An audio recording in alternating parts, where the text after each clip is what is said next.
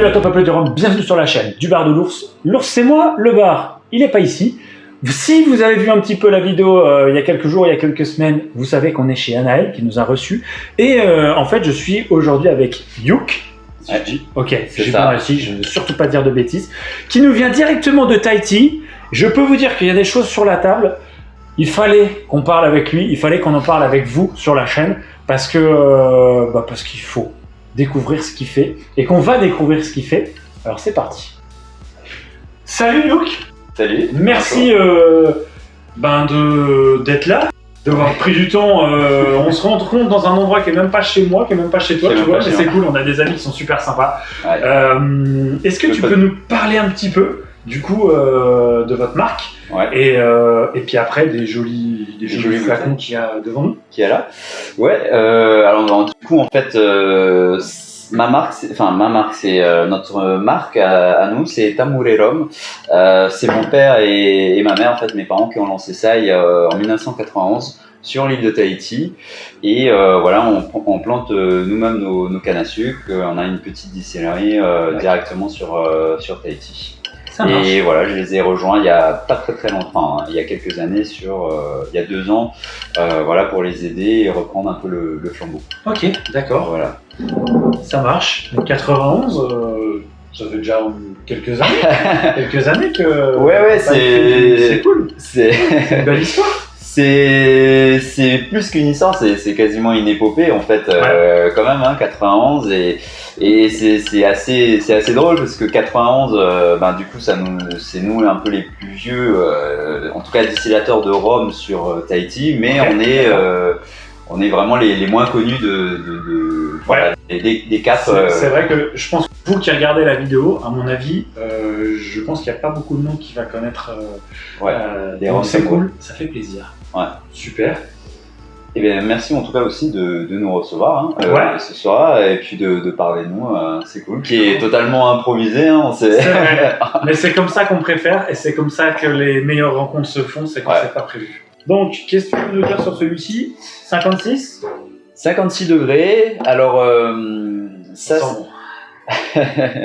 Donc ça c'est notre rhum pur jus de canne, donc en fait nous sur Tahiti on a fait beaucoup de rhum, on va dire pour adapter au goût polynésien, et puis là en fait en venant ici en métropole la première fois en 2017, mais on s'est rendu compte que voilà le public métropolitain était différent, et les attentes sont pas les mêmes. Voilà, les attentes sont totalement différentes. Et puis avec mon père on a goûté plein de rhums agricoles, des Antilles, d'un peu partout. Et puis on s'est dit franchement on peut rivaliser, il y a pas, enfin voilà, on peut faire quelque chose.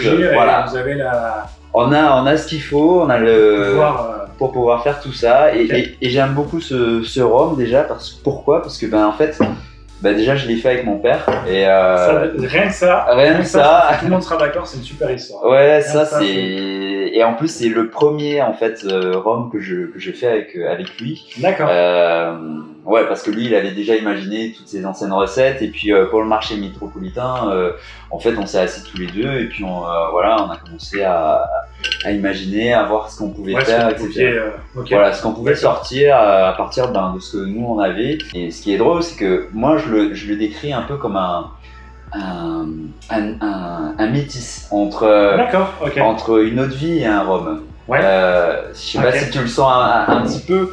Déjà c'est vrai que en termes de nez, je suis assez d'accord sur ce que tu viens de dire, parce que sans parler de la bouche, déjà au nez, j'ai un truc où j'ai la canne, je sens que j'ai la canne, mais il y a autre chose qui fait que j'aurais eu du mal à te dire, si là je le goûtais comme ça, sans savoir ce que c'était, j'aurais eu du mal à dire que ça vient de Tahiti, mais j'aurais eu du mal à te donner la provenance, parce que justement il y a un esprit un petit peu sauvage peut-être, ou peut-être un peu brut. Un peu plus brut, exactement.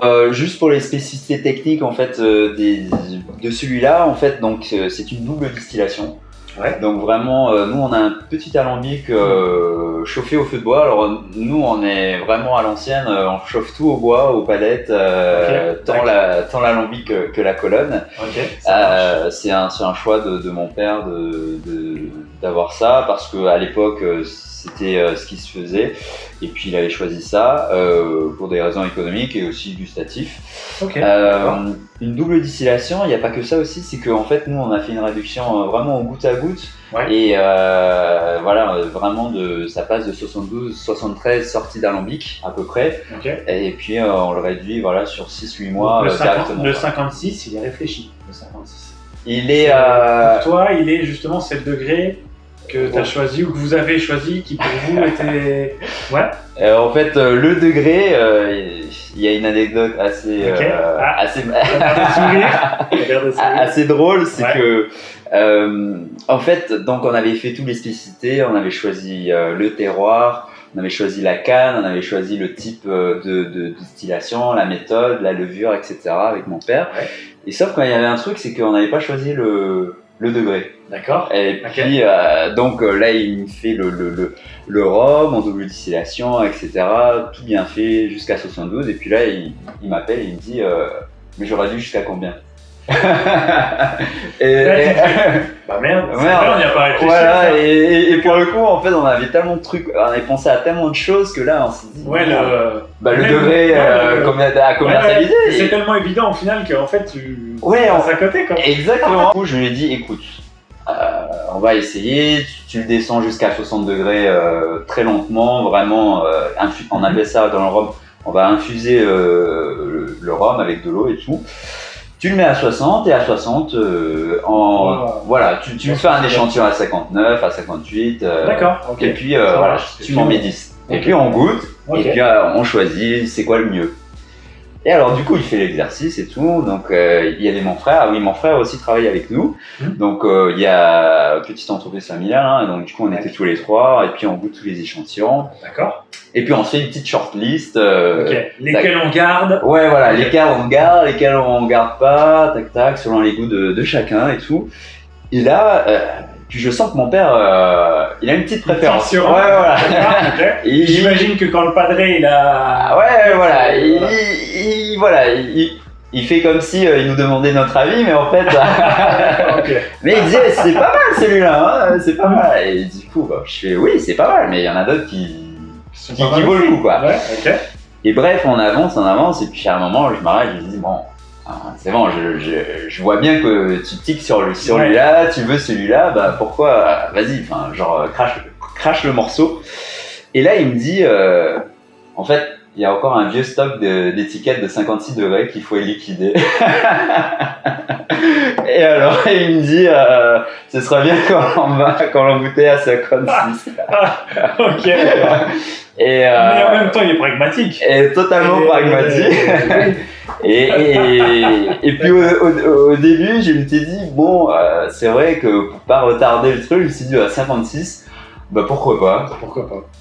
Et du coup, 56. Et du coup, 56. Et puis je m'étais dit, s'il avait choisi 56 il y a 30 ans, c'est qu'il y a une logique dans l'affaire. Et puis du coup. Cohérence par rapport à ce qui était parti. Et... Ok, d'accord, donc voilà l'histoire du pourquoi 56. Donc voilà le pourquoi 56. Rien, pas du tout gustatif. Enfin, si, il était quand même dans la shortlist. Hein. Mais voilà, et j'ai trouvé l'histoire, la chose drôle, et je me suis dit, oui, pourquoi pas, on va se lancer, et voilà. Donc voilà pourquoi 56. Il est très sympa. C'est un produit qu'on a longtemps réfléchi. On a mis un peu de temps à trouver la canne, le sol et tout. Donc on est vraiment content du résultat. Et packaging simple, mais pour moi efficace. Mais vraiment, tu vois, t'as pas besoin d'en faire des mille et des caisses et des simples. Ça change de ce qu'on connaît. Enfin, ça ressemble pas à une marque spécifique qu'on connaît aujourd'hui. Et franchement, pour moi, ça fonctionne bien. Ah bah écoute. Non mais vraiment, moi je m'attarde souvent sur les packaging. J'aime bien voir un peu les. Des fois il y a beaucoup de couleurs, ça me plaît. Des fois ça me plaît pas. Des fois machin. Là pour le coup, je trouve que c'est logique avec votre histoire, votre marque, tu vois. Enfin, je trouve qu'il y a une cohérence avec ce qu'on a dans le verre. Il y a une cohérence avec l'étiquette, je trouve, pour le coup là, tu vois. Et du coup, je trouve ça sympa. Ben merci parce qu'on simple, efficace. Parce que le packaging aussi, c'est pas vraiment notre point fort, mais mais on ça se a réfléchit, quoi. C'est compliqué. Hein. Ouais, et on a passé beaucoup de temps. En tout cas. D'accord.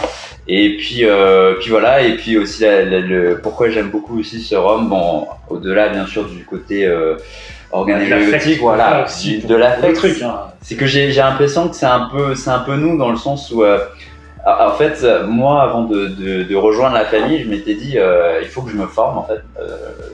Et je m'ai dit, mon père, lui, il avait fait des stages chez Biel, aux Antilles, dans le Rhum et tout. Et je m'étais dit, ce serait un peu ballot de refaire encore des expériences aux Antilles et tout. Et puis je m'étais dit, pourquoi pas aller là, on va dire pas au summum, mais en tout cas là où tout se fait au niveau des eaux de vie, c'est-à-dire Cognac et tout. J'avais fait des formations là-bas. Okay. Et j'ai même fait aussi un stage dans une distillerie de Cognac. Et puis du coup, voilà, ça faisait un joyeux mélange entre le monde du rhum et des eaux de vie. Et donc voilà, ça se traduit dedans. Quoi. Super. Voilà. Ce qui vous dit pas, c'est qu'il y a des petites, si on les voit, il y a des petites fioles ici là qu'il nous a mis sur la table. Et il a des petites choses dedans. Et là, donc, il m'a mis quelque chose dans le verre qui est au nez. C'est au nez, mais c'est dingue, j'adore. C'est complètement fou. Alors on est pour moi là, il y a un truc que je retrouve un petit peu comme ce que je pourrais avoir sur un Longto Genesis. Tu sais, avec une canne super fruitée et ensoleillée et qui vient te caresser le nez, tu sais. Une petite chaleur comme ça. Ah vraiment, là le nez, je sais pas ce que va donner la bouche, mais le nez j'adore. Je suis fan. Oh. Du coup là, peut-être en tout cas un prototype que voilà, on essaye de faire pas mal d'essais, ce qu'elle peut donner. Wow. Ok. Alors avant que j'en dise plus sur on va dire les spécificités un peu techniques, toi juste en bouche, qu'est-ce que t'en penses Alors on sent qu'il y a des watts. Ouais. Mais c'est d'une gourmandise. Ah non, mais vraiment. Ouais. C'est. Et tu croirais si je te disais qu'il est à 82 degrés? Là, il est sorti à 82. Là, on a rien fait. Il est sorti il y a pas très longtemps. Il est même pas reposé. Peut-être un mois ou deux, quoi. Ok, d'accord. Merde, c'est ouf. Ah, c'est génial. Ouais. Ah là, c'est vraiment là, c'est génial. C'est un kiff. 82. Ouais, 82. Jamais de la vie, je t'aurais dit que c'était à 82. Alors, on va se mentir. On sent qu'il y a un kick. Je vais pas vous raconter des conneries. On sent c'est là. Ouais, j'aurais dit, il y a des chances qu'on soit à 70 parce que ça quand même. Parce que ça, on voit, quoi. Mais alors 82. On croirait pas. Et puis là, quand il se mêle avec la salive dans la bouche, la purée de fruits, j'aime même pas la caractéristique, mais en même temps, je te dis, tout de suite, j'ai pensé au Longto Genesis, qui est pour moi un des meilleurs bruts de Cologne. C'est génial. Enfin, selon mes goûts à moi. Après, chacun est libre de penser ce qu'il veut. Hein. Sur Tahiti, il faut savoir aussi qu'il y a 4 distilleries de rhum qui font à partir de canne à sucre locale, dont la Haut-Tahiti, que vous avez sûrement dû entendre parler, qui est la canne ancestrale, qui utilise des alambics, etc. aussi, hybrides. Et nous, depuis le début, mon père, en fait, nous, on a un alambic et une colonne. Et on a de manière traditionnelle, nous, on fait une première passe avec l'alambic. D'accord. Et du coup, on obtient un petit bruit, qui est pas très élevé en degrés. Et puis ça, on le remet dans le vezou. D'accord. Et puis après, ce vezou-là, on le fait basculer dans la colonne. Ok. Et alors, je sais pas trop si ça se fait dans beaucoup de contrées, mais j'ai trouvé ça assez atypique et au final le goût il est quand même il est top, quoi. Il est extraordinaire. Vraiment, je crois que peut-être j'ai eu 2-3 personnes qui ont eu le privilège de goûter et qui t'ont dit que c'était très bon. Moi je te le confirme. Moi je te le confirme que c'est même pas très bon. C'est excessivement bon. C'est vraiment, après, c'est vrai. Un des meilleurs rhums blancs. Je peux sans dire de conneries, mais vraiment en très très très haut degré d'alcool que j'ai pu déguster. Que t'as pu déguster. Ah ouais. Ah, c'est cool. Bah, après, il y a aussi un grand enfin, voilà, on s'est pas lancé dans le rhum hier, donc il y a quand même un petit savoir-faire, je pense, qui joue quoi. Et puis, voilà. C'est top. Je vais pas trop. Pas trop teaser. C'est quand même. Et puis voilà, il y aura peut-être des choses avec ce truc-là. On verra. Il y aura peut-être des trucs, vous verrez. Voilà, on verra ce que ça peut donner. Mais ouais, waouh. Alors. Donc ça, pour l'instant, c'est du. Voilà. C'est rien qui est sorti. Rien n'est sorti. C'est du prototype pur. Quand je vois la couleur, waouh. Je peux montrer à la caméra. Ouais. Hop. Et donc là, en fait, faut savoir que voilà, aujourd'hui, on a 30 ans et puis je voulais sortir quelque chose de sympa pour marquer le coup. D'accord. Et puis voilà, donc je m'étais dit que j'allais faire un petit rhum vieux parce que notre dernière cuvée de rhum vieux, elle date il y a 5 ans. D'accord. Okay. Donc il y a déjà un petit moment, et puis même la première cuvée, c'était un 12 ans en single cask à 45 degrés qui a beaucoup plu. Mais voilà, en fait, j'ai de la framboise et de la fraise sauvage. Les stocks sont pas extensibles. Ouais, ok. Et alors, qu'en penses-tu? Alors là, le nez déjà, c'est. Je te dis, j'ai de la fraise sauvage, mais vraiment. J'ai une fraîcheur, il y a un petit peu d'épices. Et tu vas voir en bouche, ça part un peu dans tous les sens, et quand je l'ai fait, je me dis, ah putain, mais c'est trop bon. Enfin, quand je l'ai fait. Ok. D'accord. Tu peux être honnête, hein, franchement. Ouais. Je trouve que la bouche est un petit peu moins sauvage que le nez, tu vois. Moins sauvage que le premier. Ouais, pour l'instant. Ah non, en fait, j'ai pas eu le temps de le mesurer. C'est vrai. Ouais, j'ai pas eu le temps de mesurer. Excellent. Alors là, on est sur du prototype du prototype. Ouais, c'est pas très bien, je sais pas, mais voilà, manque de temps, mais en tout cas, je peux te dire qu'en fait, c'est des breux de fût. Ok, d'accord. Et pas de réduction. Nous, en général, on en fait toujours vers 68-65. Donc ça doit pas être loin. Ça doit être dans ces eaux-là. Aux alentours de 60. Ouais, 60, 65. Ok. Oh vache, j'aurais jamais dit ça. T'aurais jamais dit ça. Ah non. Et du coup, j'aurais dit 50, mais pas 60 quoi. Et en fait, c'était quand même assez compliqué de sortir ça parce que du coup, nous, on a pas beaucoup de fûts, entre guillemets, et puis donc mon père on a un stock bien sûr limité. C'est un peu comme vouloir faire de la cuisine, mais que t'as pas énormément, tes ingrédients sont, t'as la petite, t'as la petite nuit de la boucherie, il faut essayer de trouver les bonnes combinaisons. Faut bien achalander le truc et puis. Exactement quoi. Alors que, j'ai rien. Je suis en train de le sentir effectivement. Le kick qui revient. Là. Ouais. Vache. Alors ça c'est un blend et d'accord. c'est un petit blend de plusieurs années. Ok. Et si je dis pas les années encore, je te le dirai en off. D'accord, ça marche. Mais si on le sort, bien sûr, ce sera indiqué sur l'étiquette. Mais c'est cool, donc c'est un blend. Ok. Ouais. Ça me plaît bien cette histoire. Et écoute, je suis vraiment content que. Parce que je redis la même chose que j'ai dit avec celui-là, mais alors là on est encore sur un autre niveau. Tu t'emmerdes pas. Là quand tu bois ça, tu t'emmerdes pas. Et ouais, ça te parle, ça te raconte un truc. Waouh. Ok. Ah, c'est cool. C'est cool, t'as bien. Très sympa. Ouais. Et du ça coup, nous sort un petit peu comme je le dis, des classiques, ouais. Un peu de ce qu'on a l'habitude d'avoir. Ouais, c'est vrai que d'habitude les rhums agricoles sont très harmonieux, très gras. Là, il y a presque un côté, j'ai envie de dire, un peu enfant passage, tu sais. Presque un peu, ouais, un petit peu désinvolte, un peu genre comme si tu avais un gamin, tu disais bon t'arrêtes de foutre le bordel et puis tu te regardes genre ouais, et puis c'est un petit peu comme ça, un petit peu rebelle quoi. Mais on l'aime bien parce que c'est notre gamin, tu vois. Non, j'aime bien, il y a un côté qui me plaît. Vraiment, ouais, il y a un truc qui me plaît. Ouais. Et puis c'est vrai aussi, c'est peut-être parce que c'est moi qui est un peu assemblé, parce que moi j'aime bien quand il y a un petit quand il se passe plein de trucs dans la bouche, que c'est qu'il y a un peu d'ouate, etc. Ouais. Mon père, il est un peu plus, voilà, Peut-être un peu plus traditionnel. Voilà, un peu plus traditionnel, un peu rond, bien parfumé. Et puis là, je m'étais dit.